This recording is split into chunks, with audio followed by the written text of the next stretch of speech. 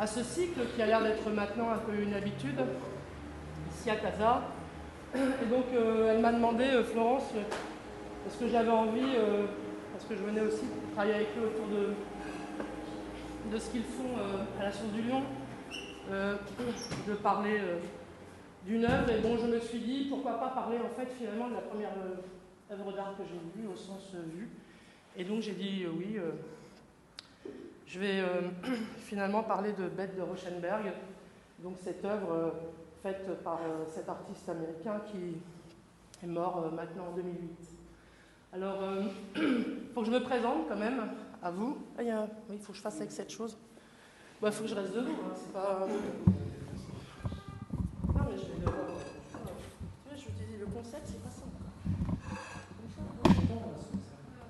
Ça va, la voix forte, il n'y a pas de souci. Oui.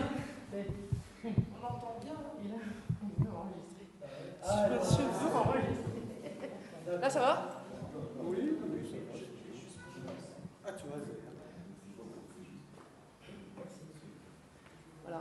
Alors, bon, en fait, je me présente quand même assez rapidement. Je vis à Paris, j'ai 47 ans. Je suis un peu indéterminée, au sens où je suis écrivain parce que j'écris des livres, et aussi du point de vue de ce qu'on appelle le modèle universitaire français. On dira que je suis historienne d'art, mais je ne suis pas une historienne d'art au sens où je n'enseigne pas à l'université. Et j'ai enseigné en école d'art. Je continuerai peut-être à le faire, ce qu'on appelle la culture générale. Et je suis aussi maintenant en charge d'un programme depuis 5 ans dans un institut, l'Institut national d'histoire de l'art, d'un programme en fait que j'ai complètement inventé presque, qui tourne autour des problématiques de mondialisation et d'art contemporain. Bon. Je me suis toujours intéressée à l'art contemporain sur un mode très, très spécifique, c'est le hasard qui m'a amené à ça, c'est-à-dire que j'ai grandi, je suis née en Algérie, je suis arrivée en France à l'âge de 5 ans, et bon, c'est un âge encore qui m'a facilité d'une certaine manière mon existence en France, parce que je suis arrivée à un âge où l'apprentissage de la langue et de l'écriture ne posait pas de problème. Et j'ai grandi dans le nord de la France, en Picardie, d'abord 3 ans dans une ville et ensuite dans une zone rurale. Ça joue un rôle dans ce que je vais vous raconter là, c'est-à-dire je suis arrivée avec ma famille dans un village en 73 où les gens n'avaient jamais vu de toute leur vie quelqu'un qui venait de plus de 40 km peut-être. En plus, c'était un petit village.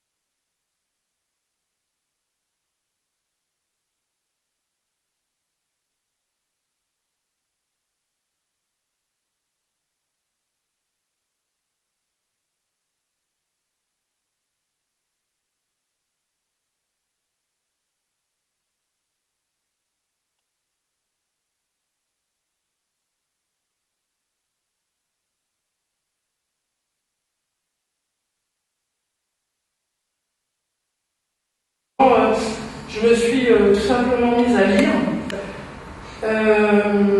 Moi, j'ai lu assez tôt les œuvres de Erskine Caldwell. Pour ceux qui ont lu, par exemple, La route du tabac ou Le petit archon du bon Dieu. J'ai lu aussi quasiment toute l'œuvre de Tennessee Williams. J'ai surtout lu, à 12 ans, ça m'a beaucoup marqué, le livre de Richard White, Black Boy. Et en fait, c'est un livre majeur pour moi parce que quand j'ai lu Black Boy, j'ai vraiment eu le sentiment que ce que je vivais en France, c'était un peu ce que vivait ce Richard White dans la société américaine, c'est-à-dire un Afro-Américain écrit quelque chose qui est frappant. Il dit, voilà, je sais que l'État dans lequel je vis dépensera une fortune pour me maintenir dans la condition à laquelle je suis. Ça, vous lisez ça maintenant. Alors que j'avais vu 2 ans auparavant, par accident, la nuit et brouillard, et que je comprenais à 10 ans, en fait, qu'en Europe, on pouvait, comme ça, décider qu'un groupe d'individus n'avait plus le droit de vivre pour des raisons qui sont de pure construction. Et bon, moi, je suis quelqu'un qui a été profondément marqué par... je l'assume complètement. Dire, le premier grand trauma, c'est, me semble-t-il, pour moi, le premier vrai ébranlement de ma vie, dont je me souviens le plus, c'est d'avoir vu vers minuit et brouillard. C'est quelque chose qui m'a...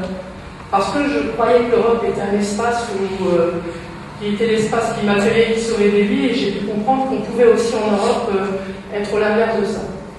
Et donc, j'ai aussi compris et intégré l'idée du racisme en raison de ce qu'on appellerait un phénomène de double bind qu'on vit quand on grandit dans un pays étranger et où on sent une stigmatisation, et ça arrive dans tous les déplacements. Hein. C'est cette chose qui est très intéressante où l'autre a une construction en lui de vous, de ce que vous êtes, mais en fait elle est fausse, et dans le même temps vous en avez une de lui qui est aussi fausse. Voilà, donc avec ça on doit communiquer. Donc moi j'ai lu beaucoup de littérature américaine qui est une littérature qui est vraiment très spécifique parce qu'elle date des années 20-30, et c'est une littérature qui pour moi a vraiment fabriqué ce qu'on appellerait un monument aux anonymes. D'ailleurs je considère que c'est une période qui est très intéressante du point de vue politique et esthétique et artistique. Pour cette période, les années 30, c'est la manière dont le cinéma américain et la littérature américaine a pris en charge, et la photographie, si on pense au travail de Walker Evans et d'autres, a pris en charge en fait cette question qui était documenter le peuple américain, nous documenter sur. Et en plus, c'est une littérature qui, je crois, à ce moment-là, en raison du fait que la plupart des auteurs sont des auteurs marxistes, communistes ou se revendiquant de gauche, et tous du Sud, sont des auteurs qui vont avoir une diffusion assez conséquente. Il y a énormément d'endroits du monde où ces gens sont traduits et lus. Et donc, voilà, moi je suis un peu conditionnée par cette littérature, et chose très surprenante, c'est grâce à ça que je comprends la zone rurale qui est autour de moi. En lisant les auteurs américains de cette période, que, bon, pour ceux qui ont vu la route du tabac ou d'autres, c'est à la fois, il y a une sorte de... C'est assez cru dans les rapports humains, il y a un alcoolisme assez prononcé, il y a une langue, par exemple quand on lit... et puis en plus ça m'a beaucoup marqué pour écrire. Caldwell, c'est quelqu'un qui disait dans un entretien, je n'aime pas le gras en littérature. C'est une littérature qui est extrêmement habitée par le dialogue. Il y a surtout du dialogue. Alors parallèlement à cette littérature que je vois, que je lis, je vois aussi le cinéma américain qui a été montré dans les années 70 en France, à travers en fait ce qu'on appelle Ciné-Club, qui était le seul moment agréable, mais très tardif, 2 fois par semaine. On voyait des films en noir et blanc, sous-titrés, mais qui étaient surtout le cinéma assez nourri de ça, et peu de littérature française. J'en lis très peu, et je lis aussi pas mal de littérature russe, mais je me forge en plus quelque chose de très spécifique avec l'Amérique, c'est que mon frère, qui a quelques années plus que moi, a une correspondante anglaise. C'est un vrai miracle dans l'histoire familiale, mais vers 16-17 ans, il a une correspondante anglaise, et le frère de cette correspondante est saxophoniste. Et il nous amène en fait toute la scène rock américaine qui en fait arrive en Angleterre avant même qu'elle arrive en France. Donc très très tôt, on crée dans la maison de ma mère un club de musique, on fait venir tout le monde pour écouter Patti Smith, les Doors et tout. Moi j'ai 11-12 ans quand je découvre tout ça, et en fait s'ouvre à moi un imaginaire américain réel. C'est-à-dire je me projette plutôt dans ce pays qu'en France en plus. Bon, mais ça c'est ma génération, elle a plutôt été un peu travaillée par cette musique. Et donc le moment un peu spécifique aussi de ma vie, c'est que, bien évidemment, je suis aussi traversée par des problèmes de crise identitaire, tout ce qu'on veut, on n'est pas obligé. Moi, ça m'arrive. Et je décide, vers l'âge de 15-16 ans, de retourner vivre en Algérie, un pays où je n'avais pas envie, en fait. Hein, mais j'avais un profond désir de ne pas vivre en France. Et donc, je me prépare avec cette idée que s'il y a un pays où je dois grandir, c'est celui-là. Et en fait, la majorité, je pars en Algérie, et finalement, ça se passe pas bien. C'est-à-dire que je vais donc dans la région où a grandi ma famille, d'où je viens, donc dans un très beau lieu de la Kabylie, qui est un lieu, bon, très beau village, montagne et mer, tout ça c'est bien. Et je sais pas, je suis viscéralement prise par, je sais pas, bon, j'ai la même chose quand je traverse le teasing test au Maroc, je me sens complètement du coin. C'est pas le Maghreb, c'est pas une invention non plus, quoi, je veux dire. Mais il y a un problème, c'était en 81. Je sens vraiment il y a une disjonction entre. Alors je dois rentrer aussi dans le détail de l'histoire familiale, mais il y a une disjonction entre la manière dont l'idée que je me faisais du pays et puis le dogme algérien qui pour moi est pesant, quoi, pour plein de raisons. Pas seulement parce que mon père n'était pas du bon côté, mais parce que je trouvais qu'il y avait quelque chose qui. En fait, moi j'ai un vrai problème avec l'émancipation, ça me travaille, c'est un truc important pour moi, cette question-là. Et je trouvais en fait que ce que je voyais à la télévision algérienne, il y avait deux choses, il n'y avait que des documentaires sur la guerre, et sur le fait que c'était un peuple qui s'était, d'une certaine manière, alors je dirais pas émancipé, mais qui avait réussi quand même quelque chose d'extraordinaire. Il y a très peu de peuples qui ont réussi une telle guerre contre un modèle colonial. Et en même temps, il y avait énormément de choses concernant le peuple palestinien. Mais donc, il y avait une énorme violence à la télévision, ça m'avait beaucoup marqué. Et puis aussi, le sentiment, en fait, qu'il y avait un vrai mensonge, déjà. Alors moi, j'avais beaucoup été attrapée.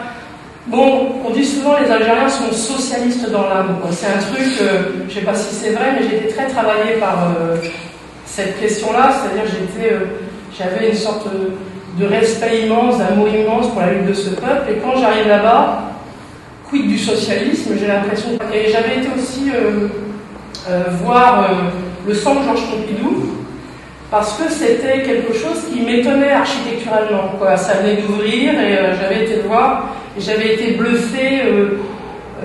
J'ai pas d'a priori, donc je dirais pas que j'ai aimé le centre, j'ai aimé l'expérience de ce bâtiment.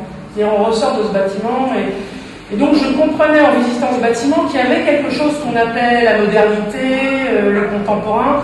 Le hasard avait voulu que je rentre aussi voir, parce que j'avais entendu quand même des noms, des choses, donc j'avais été voir des films d'Andy Warhol, mais je ne savais pas trop comment contextualiser tout ça. Je le prenais comme existant et voilà. Et donc,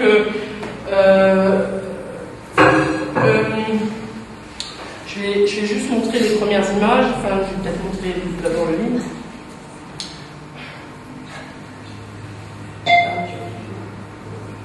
Voilà. Donc, je suis donc le hasard des salles de cours. Déjà, je fais que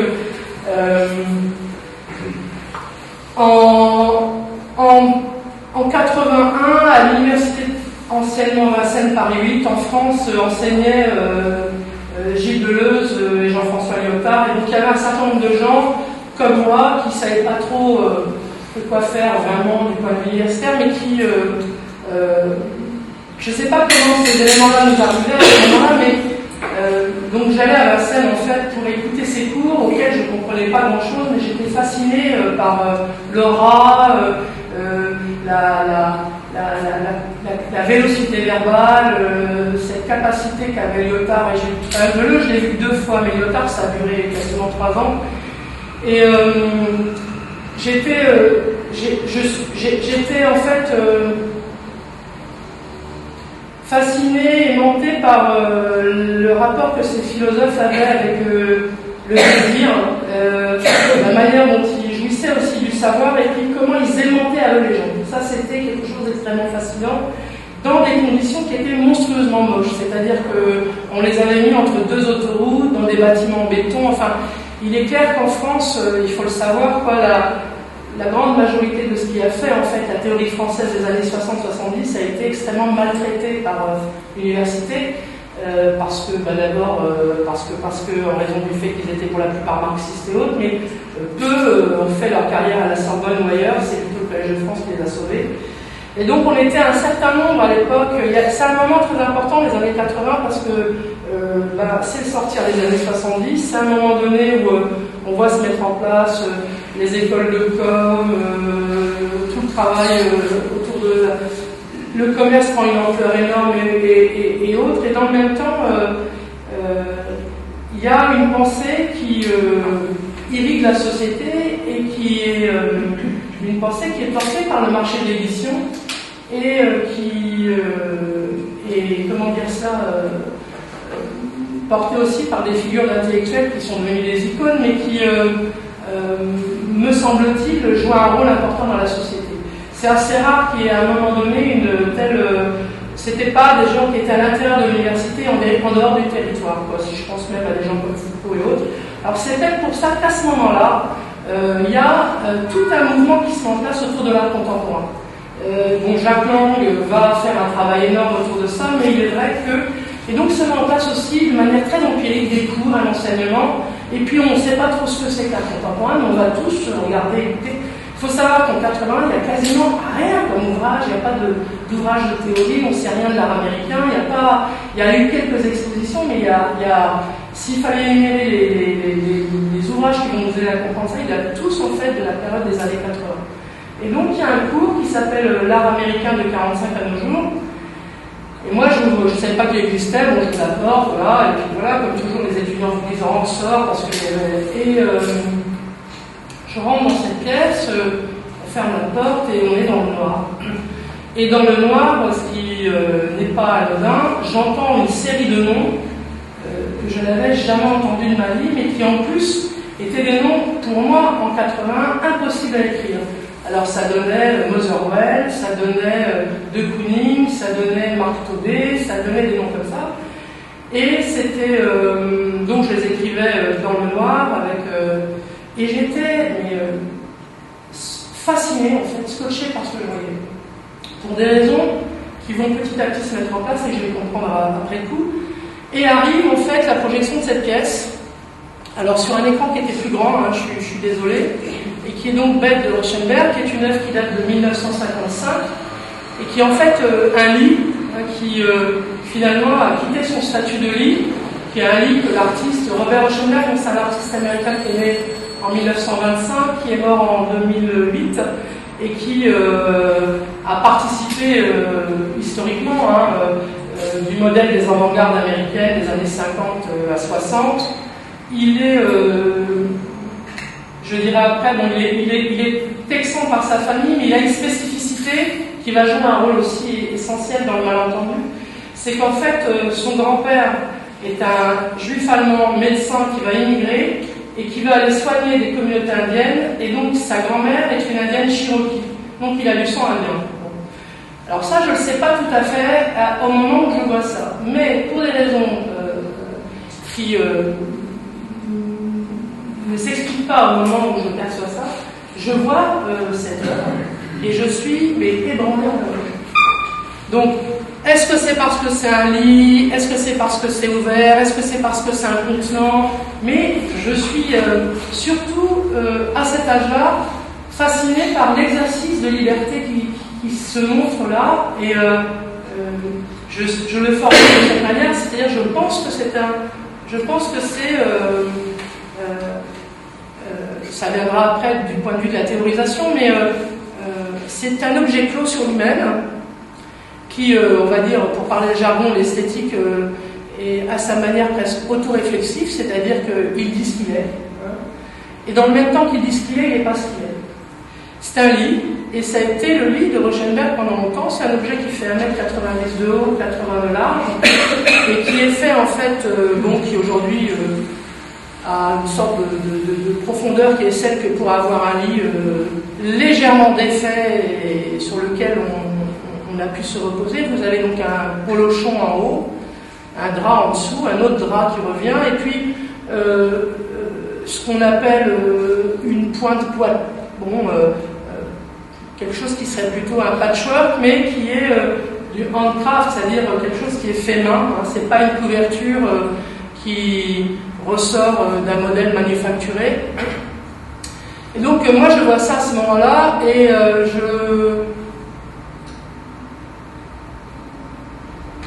je quitte la salle de cet enseignement et bon, ça me fait faire un virage à 190 degrés, c'est-à-dire que je cours à la bibliothèque et je veux savoir qui est cette personne, et je veux savoir ce qu'elle fait et comment on en vient en fait à s'intéresser plutôt aux arts visuels que finalement à apprendre de la théorie littéraire. Alors, pour ce qui me concerne, à mon avis, je vivais un conflit certainement avec le langage, mais surtout, ce qui s'est passé là, c'est que tout ce que je savais, me semblait-il, était contenu dans cette œuvre. C'est une expérience de perception incroyable. Je comprenais, j'entendais, je voyais qu'à l'intérieur de ça, de ce qui m'était montré là, alors c'est une drôle d'expérience, une œuvre d'art, parce qu'en l'espace de quelques secondes, ça convoque une quantité de savoir qui est quand même phénoménale. Pour ceux qui veulent tout le temps l'expérimenter, c'est quand même extraordinaire de regarder une œuvre d'art, parce que et c'est pas comparé. Je pense que bon, peut-être il y a d'autres gens qui diront la sensation, la contemplation, ça peut faire ça aussi. Mais disons, quand on est du côté du visible, moi, ce qui m'a surpris à ce moment-là, comme expérience esthétique, je l'avais jamais vécu comme ça. C'est qu'à l'intérieur de ça, en voyant ça, j'ai vu défiler tout le cinéma de John Ford, j'ai vu défiler toute la littérature américaine. Je voyais en fait, d'une certaine manière, quelque chose qui avait tout saisi de ce que je savais, en un espace aussi fermé que celui d'un tableau, qui est en même temps quelque chose qui peut contenir un homme, et dans le même temps qui se présente à nous comme un objet de culture et plus comme un objet de nature, parce qu'à partir de ce moment-là, ça devient en fait quelque chose qui prend une toute autre valeur, ou qui prend une valeur qui n'était pas celle que celui avait. Et donc, ce qui va se passer, c'est que les années 80, c'est aussi les années au moment où on appréhende l'histoire de l'art. C'est un moment où vraiment, lire les œuvres d'art, c'est les lire avec le seul corpus de ce qu'on appelle la théorie formaliste. C'est-à-dire qu'en fait, moi, je vais fouiller dans les livres d'histoire de l'art, ou de tout ce qu'on j'essaie. Alors, au départ, je trouve des choses un peu en anglais sur cette personne, et il y a très peu de choses à ce moment-là.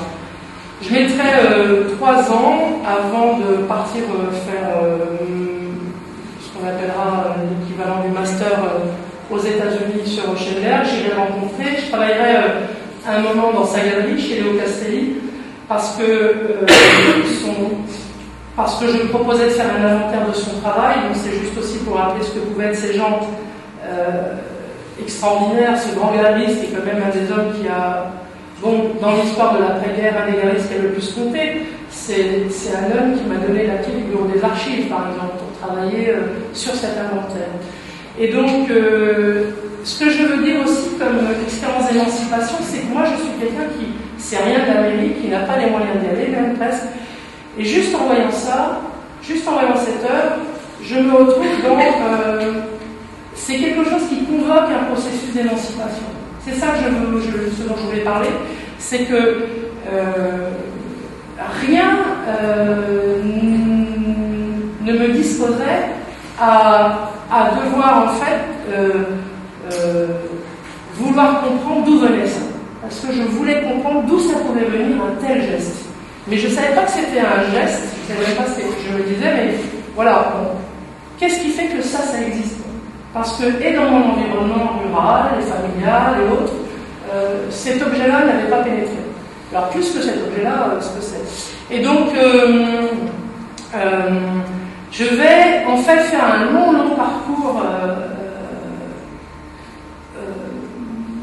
concernant ce travail, mais donc je vais m'intéresser à l'art américain, je vais m'intéresser à l'histoire des États-Unis, je vais lire énormément, je vais, avant beaucoup de gens, me spécialiser énormément dans l'histoire de l'art américain, donc je vais connaître vraiment aussi toute la période qui va être la période 18-19e, parce que le 19e c'est très important dans l'histoire du paysage aux États-Unis.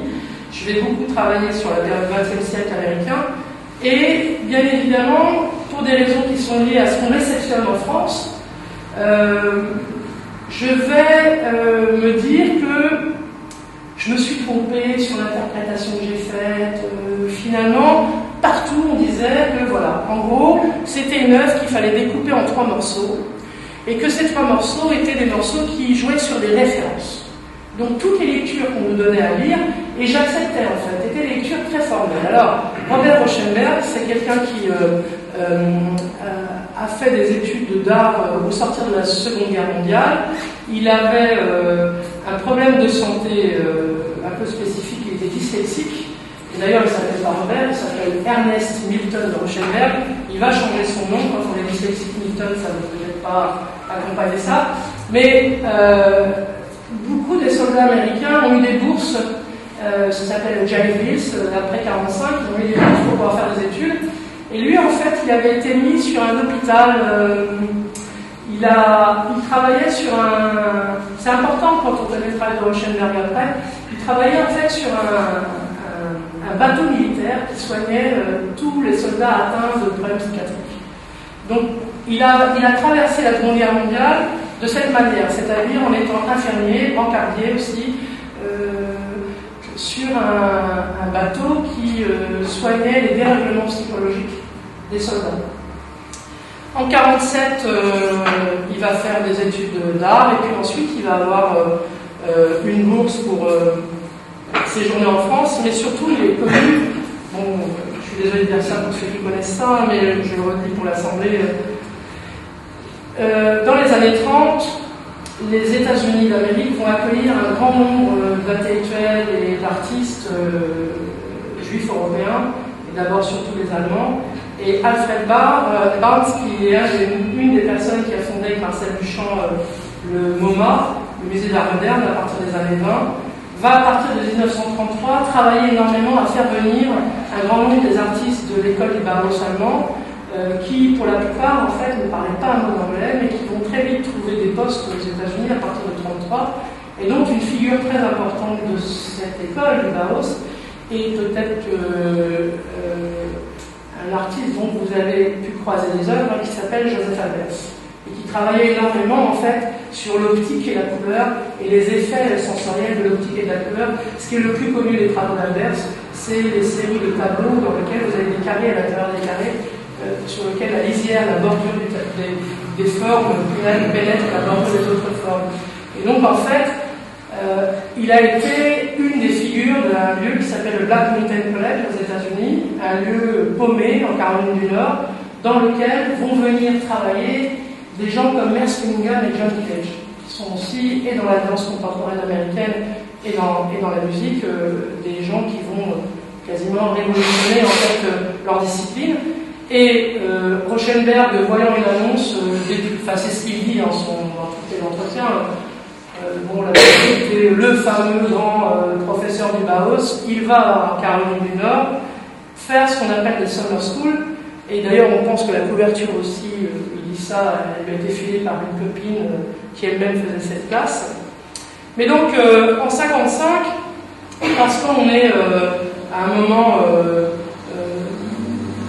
américain très spécifique, où après Jackson Pollock, il y a beaucoup de théories menées par Clement Greenberg et autres, où on ne peut interpréter les œuvres que sur un mode extrêmement formaliste et subjectif.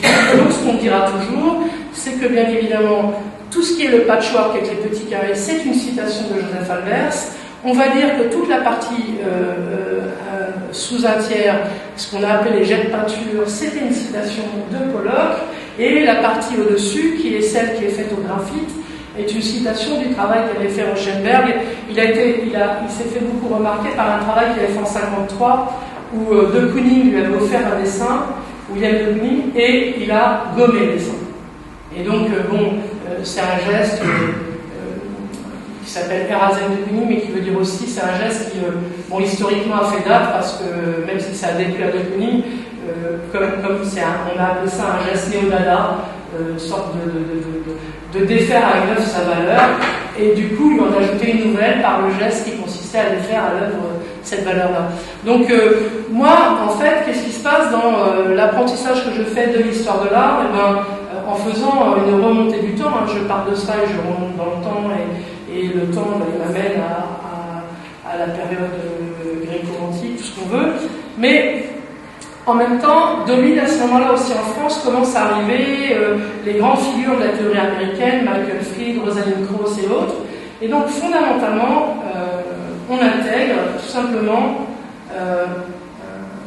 un corpus qui est au demeurant passionnant parce que, même si finalement je ne vais pas être d'accord avec ça, en même temps que j'appréhende ça, j'appréhende autrement la littérature. C'est ça qui va être aussi extrêmement passionnant pour moi, c'est-à-dire que je me rends compte aussi que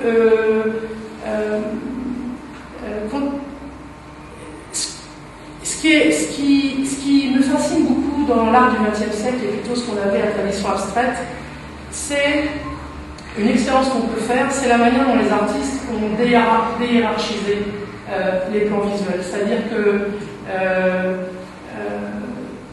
quand vous regardez une œuvre du XXe siècle, pour la nommer comme ça, parce que même quand elle est figurative, elle ne peut pas faire abstraction de l'abstraction, c'est qu'en fait, et ça c'est pas rien d'un point de vue politique de la part des artistes, c'est qu'on a déhiérarchisé.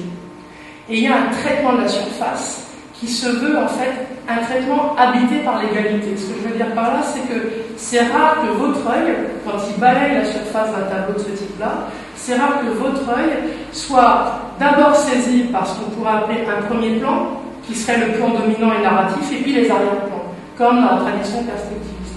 Et en fait, c'est pas rien comme expérience de l'œil. Finalement, si on pense que ça soit une œuvre de Kandinsky, Miro, pour aller dans des plus classiques, mais alors, s'il fallait parler de gens beaucoup plus, plus proches de nous, dans des figures comme celle de Rothko, Barry Truman, Jackson Pollock, mais même d'ailleurs chez quelqu'un comme Andy Warhol, on peut aussi parler de cette manière-là, c'est vraiment quelque chose qui est essentiel, qui est défaire la hiérarchie. C'est très important parce que ça vient à un moment donné où, dans le même temps, ce qui est aussi défait, c'est un modèle de hiérarchie qui s'est mis en place dans la manière dont l'Occident a aussi instruit et construit et narré le monde. Mais en tous les cas, voilà ce qu'on découvre en travaillant sur ce type de pièce, c'est cette chose qui va s'appeler le traitement égal de la surface, mais par exemple, c'est aussi, et c'est chez des gens comme, dans la littérature française, je l'ai retrouvé chez des gens comme Samuel Beckett, je l'ai trouvé chez des auteurs comme Nathalie Sarraute, je l'ai trouvé chez des auteurs aussi comme Marguerite Duras, c'est-à-dire qu'il y a la manière dont le récit est traité, c'est une manière qui, elle aussi, défait ce qu'on pourrait appeler l'idée en fait que le dessin ou le récit c'est un peu comme une montagne où on va chercher les lignes, on la trouve et puis après il y a une sorte de descente. Et au-delà de la question en fait de défaire la hiérarchie, il y a, il me semble, aussi quelque chose qui est passionnant, qui est une entrée en politique. Ce que je veux dire par là, c'est que tout à l'heure j'ai employé le mot autoréflexivité. Ce qui m'a fasciné, qui me fascine encore toujours, après je vais clore sur à quelle heure on a commencé? Pardon, voilà. Ce que j'entends par l'autoréflexivité, que je trouve passionnant dans les œuvres d'art, parce que en fait, moi j'avais fait une lecture anthropologique, c'est-à-dire que pour moi c'est une œuvre qui racontait quelque chose de la société américaine. Toute la critique d'art me disait le contraire. La critique d'art me disait non, c'est pas une œuvre anthropologique, ce que vous y voyez, voilà. Bon, mais c'est pas que la critique d'art me disait non, la critique d'art disait autre chose, parce que c'était l'époque, peut-être, je ne sais pas, et puis on sortait de quelque chose de très spécifique. On a beaucoup reproché à la théorie de l'art, on a beaucoup reproché une inflation de discours, du verbe et autres, mais dans le même temps, il y a quelque chose qui reste passionnant fondamentalement, c'est la manière dont cet objet-là reste pour moi fondamentalement un objet qui, quand je dis autoréflexif, c'est-à-dire que c'est il répond d'une autonomie. Il est habité par son autonomie. Il est, en ce sens, il est politique. En ce sens, il est aussi, il m'offre un commun dans lequel je peux être, mais dans le même temps, c'est un objet qui pour moi est totalement émancipé. Alors, je sais que c'est compliqué à intégrer comme idée, mais quand je dis qu'il est émancipé, c'est qu'il a trouvé, par ses matériaux et son statut, un mode d'existence autonome. Et qui en même temps se situe du côté d'un usage. Bien sûr, c'est un lit et c'est aussi une œuvre d'art. Mais ce que je veux dire aussi comme émancipation, c'est, il me semble, qu'une œuvre d'art, elle est réussie d'une certaine manière, s'il fallait le dire comme ça, pas au sens de nous, parce qu'on peut aimer toutes les œuvres, mais elle est réussie en elle-même quand elle a un tel potentiel d'auto-réflexivité. Ce que je veux dire par là, c'est que c'est par ses propres éléments et matériaux qu'elle... comment dire cela, je suis désolée de pas... Je pourrais vous le citer autrement, mais... c'est un peu... Disons que, pour paraphraser une certaine philosophie, bon, on dit que l'esthétique, c'est un régime de distinction, c'est-à-dire que l'œuvre d'art, c'est quelque chose qui a ses propres modalités de distinction. Que l'art, c'est aussi quelque chose qui a cette capacité à fabriquer ce régime de distinction. C'est-à-dire qu'à un moment donné, cette chose, quand elle est au sol, elle est ce qu'elle est, et puis on la distingue comme objet d'art à partir de quelque chose qui lui est propre, à partir d'un geste qui lui est propre. Et donc, il me semble qu'il est difficile de penser politique en dehors des objets d'art. C'est-à-dire que moi, je ne peux pas m'appuyer sur de la simple théorie. C'est par l'exemple que m'offre ce type d'objet et d'expérience que ça me fait vivre, parce que c'est ça qui est quand même extraordinaire, c'est que ça vous met en action. C'est pas juste le fait que vous soyez face à la chose et qu'il se passe ce moment-là qui consiste à la voir rien, c'est quand les œuvres d'art vous mettent en action, elles ont en fait en elles-mêmes cette capacité politique. Et donc, ça va faire que je vais, moi, faire une boucle très longue et très complexe pour comprendre, travailler, penser et aussi être... parce que bien évidemment, j'écris des livres de littérature et dans le même temps, je ne peux pas me passer de l'art, au sens des arts visuels. Pour des raisons qui sont soit une fidélité à ça, je n'arrive pas encore à m'expliquer, à ce que ça a mis en mouvement en moi, parce que je ne pensais pas que j'allais me déplacer de cette manière-là, intellectuellement aussi. Ce que ça a mis en mouvement en moi, et aussi ce que j'ai plus que découvert dans ce qu'on pourrait appeler l'expérience intellectuelle. Alors je vous donne deux exemples comme ça d'expériences intellectuelles qui m'ont passionné à partir de cette œuvre. L'une qui est vraiment très anecdotique mais que j'aime rappeler parce que les gens ne la voient pas, c'est, je vais revenir dessus à partir de là. Voilà. Ça, c'est une œuvre d'Andy Warhol qui date de 1963 et qui s'appelle Robert Rauschenberg Jeune. Et ce sont des photos que Rauschenberg a données à Andy Warhol. Alors, moi, j'ai travaillé en fait énormément sur les deux quand j'ai fait mon mémoire, parce que j'ai découvert qu'ils étaient tous les deux croyants et très pratiquants. Des choses qu'on a du mal à intégrer, mais ces deux hommes-là fréquentaient quasiment la même église à New York. Et il est très très rare que Andy Warhol fasse ce qu'il va faire avec un artiste, qui est la chose suivante. Là, c'est une photo de Rauschenberg jeune. Ça, c'est la photo de la famille de Robert Rauschenberg. Hein. Son père, sa mère, sa sœur, ses grands-parents. Ça, c'est une des pièces sérigraphiées par Andy Warhol. Et en fait, c'est une série de deux pièces que je vais vous montrer. Il y a celle-ci et il y a celle-là. Ces deux pièces ont été faites en 1963 et s'appellent « Louons maintenant les grands hommes ». Alors, je ne sais pas si vous voyez, vous connaissez ce livre et en même temps ce que ça signifie. Louons maintenant les grands hommes, c'est un grand chant religieux américain, et c'est aussi surtout pour nous, Européens,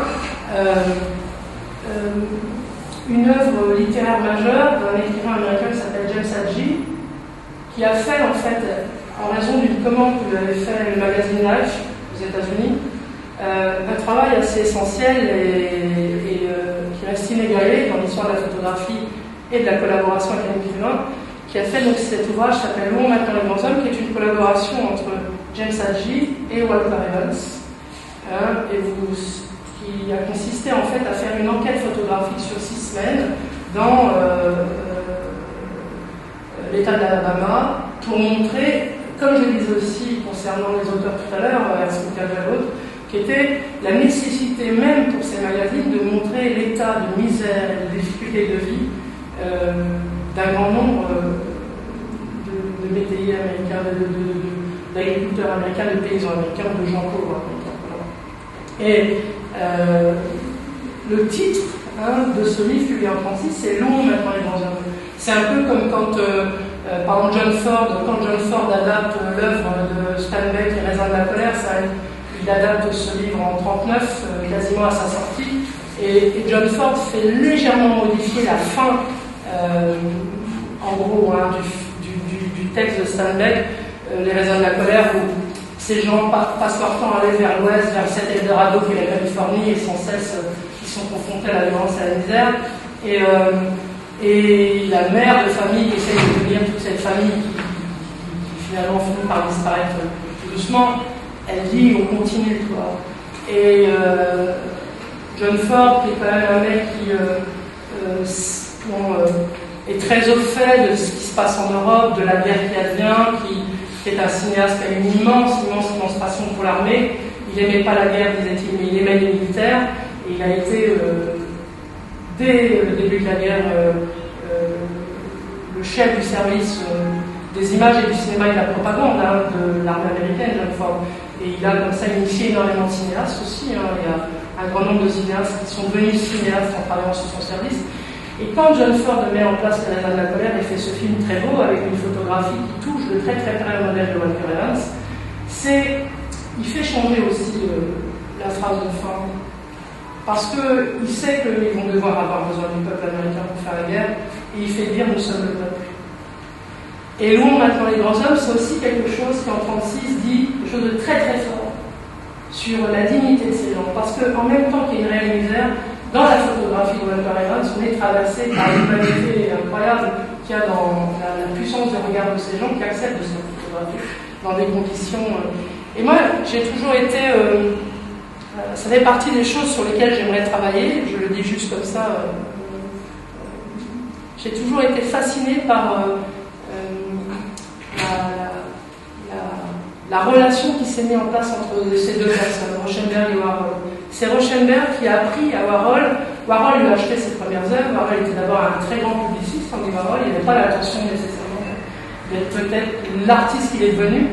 Et Rauschenberg avait une amie, Tatiana Grossman, qui, dans la banlieue de New York, avait une vieille maison assez pourrie, mais où tout le monde allait, les copains, Rolf Lichtenstein et autres. Et tout au fond d'un garage, ils ont trouvé des pierres à graver. Et donc il s'est initié, Rauschenberg, à faire ces pierres à graver autour d'un cycle qu'il a appelé l'Enfer de Dante, qui est un cycle qu'il a fait en 1958, et qui fera qu'il sera le premier Américain de toute l'histoire à avoir le prix de la Biennale de Venise en 1964. Mais en 1958, il va initier Andy Warhol à faire de la sérigraphie. Mais comme ça se passe au demeurant comme ça. Et finalement, on sait ce qu'il adviendra ensuite de cette relation à la sérigraphie et de cette relation très spécifique qu'ont eu ces deux artistes. Alors, ça, c'est une des choses que je voulais raconter dans ce qu'on pourrait appeler le parcours intellectuel où vous mène parfois une œuvre d'art. Et aussi, pour clore la conversation, je voulais finir sur une petite anecdote qui est essentielle pour moi, en vous montrant un extrait du film La prisonnière du désert, que j'aime beaucoup, pour revenir à la couverture de Rauschenberg. Et je dois dire aussi une chose, parce que c'est pas l'interprétation que je donne, mais on a aussi dit récemment, parce qu'on a commencé à en parler un peu plus, Robert Rauschenberg est aussi quelqu'un qui était compagnon, un ami masculin de Cy Twombly, de Jasper Jones. Il est aussi une figure de la communauté homosexuelle et intellectuelle et artistique américaine. Et donc il se peut maintenant, parce qu'on est dans une phase où les gender studies et autres queer studies dominent, maintenant on est dans une interprétation plutôt liée au genre. Donc maintenant, Belle, ça devient plutôt un objet qu'on regarde du point de vue de l'identité sexuelle et du fait que ça serait peut-être quelque chose qui a à voir. Donc ça, je vais passer où, je ne veux pas en parler, je voudrais juste revenir sur une chose. J'ai découvert en fait que le film La prisonnière du désert a été fait par John Ford en 1955 et le geste de Rauschenberg a consisté à montrer Belle comme un objet d'art, comme une œuvre, je ne sais pas, c'est la même époque. Après que, bon, Le prisonnier du désert a été diffusé en cinéma en 1956, mais le film est bouclé en 1955. Et juste pour clore, j'aimerais vous montrer une chose qui joue un rôle essentiel dans ce film. La prisonnière du désert, c'est un film qui a été fait en territoire navarro, donc un monument de vallée aux États-Unis. Et John Ford, qui était carrément devenu une sorte de figure de la communauté navarro, les Navarros ont donné un titre, un nom, les a beaucoup fait jouer. Et dans La prisonnière du désert, donc il fait jouer les Navarros, et ils ont un rôle qui est celui des Comanches. Les Comanches étant aussi un peu des mercenaires dans la tradition indienne.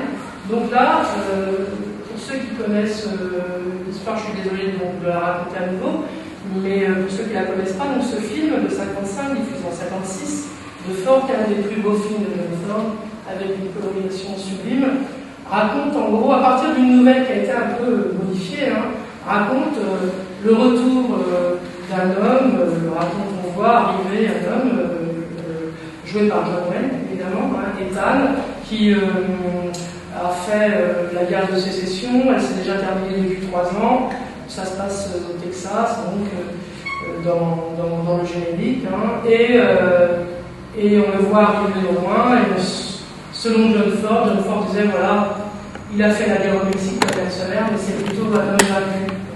Et il revient, il n'a rien gagné de cela, et il revient vers sa famille, et donc il vient visiter son frère. Comme toujours, avec John Ford, les faux raccords sont... c'est un cinéaste qui était génial pour ça, il pouvait vous faire tourner des chevaux pendant une demi-heure autour du même endroit, pour vous faire croire qu'on avait fait un voyage de plusieurs kilomètres. Il s'en moquait complètement de ça, c'est sa puissance d'ailleurs. Et il fait donc arriver cet homme dans cette famille. Il vient voir son frère qui vit là dans une maison, dans un endroit qui s'appelle Monument de Vallée, où ils sont censés faire de l'élevage. Alors pour ceux qui ont été, il n'y a pas de bras d'herbe, d'après ce que je crois, donc voilà. Mais ça, c'est aussi la beauté c'est l'image qui prime avant tout aussi. Et donc, sans vous raconter l'histoire, je voulais juste vous montrer 2 choses.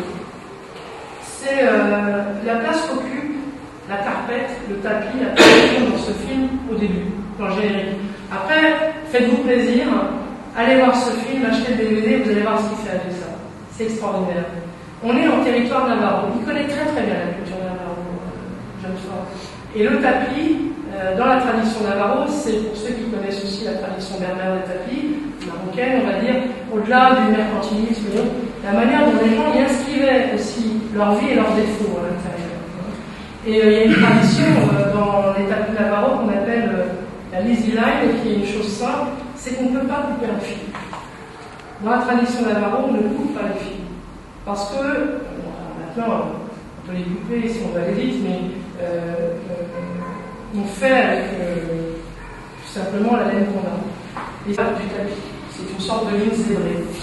Et selon tous les gens qui ont écrit sur ces tapis, c'est aussi parce qu'on ne rompt pas. Alors tout ça, c'est une sorte de chose qui a à voir avec l'affiliation. Mais c'est très important, cette question d'affiliation. Et vous allez voir ce que fait John Ford avec ces tapis, c'est-à-dire comment il fait des ellipses. Au moment où